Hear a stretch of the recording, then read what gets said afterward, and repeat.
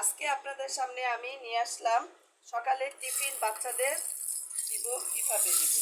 অনেক সময় দেখা যায় ঘরে কিছুই না, শুধু 2 পিস রুটি আছে, তখন ওই রুটিটা দিয়েই আমি টিফিন বানিয়ে দিব। আমার ঘরে রান্না করা মাংস, মুরগির মাংস ছিল, সেখান থেকে 1 পিস নিয়েছি, আর একটু মটরশুঁটি, একটা আলু সিদ্ধ নিয়ে পেঁয়াজ দিয়ে মরিচ দিয়ে আমি এই যে এইভাবে এটা করে নিচ্ছি। এখন আমি এটা রুটির ভিতরে দিয়ে তারপরে আমি এখন একটা ডিমের ভিতরে ডিম ফিটে রেখেছি, ওই ফিটা ডিমের ভিতরে আমি এভাবে দিয়ে এটা ভাজবো।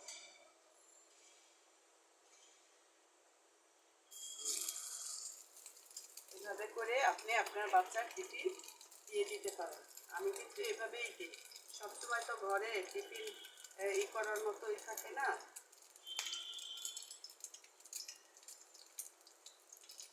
যা আছে তা দিয়ে আপনি এরকম মেহমান আসলেও এভাবেই আপ্যায়ন করতে পারেন। আমি এইভাবেই করে নেব। 2 পিস রুটি থাকলে আপনি 2 পিস রুটি দিয়ে, আপনার মাংসটা আছে শুধু একটা আলু করে সিদ্ধ করে আর কিংবা ভাজির মতো কেটে আপনি সেটা দিয়েই দেন, দেখবেন আপনার বাচ্চা অনেক পছন্দ করে খাবারটা খাবে। আর বাচ্চাদের তো সবজিও খাওয়ানো উচিত।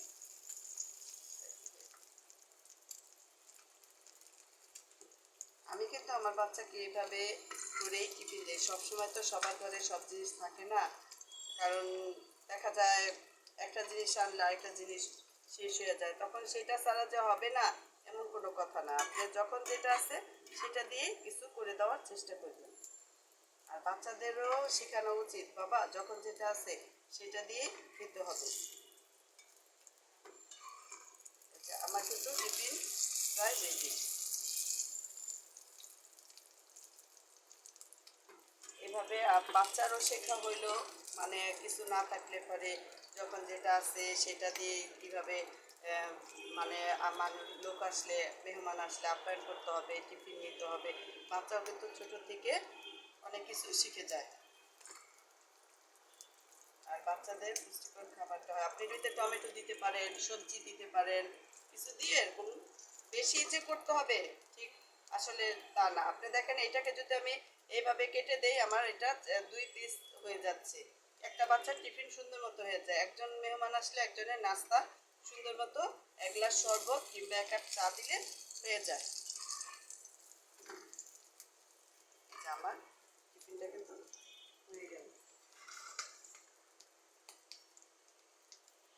এই আল্লাহ হাফেজ। এই যে আমার টিফিন কেমন হলো জানাবেন।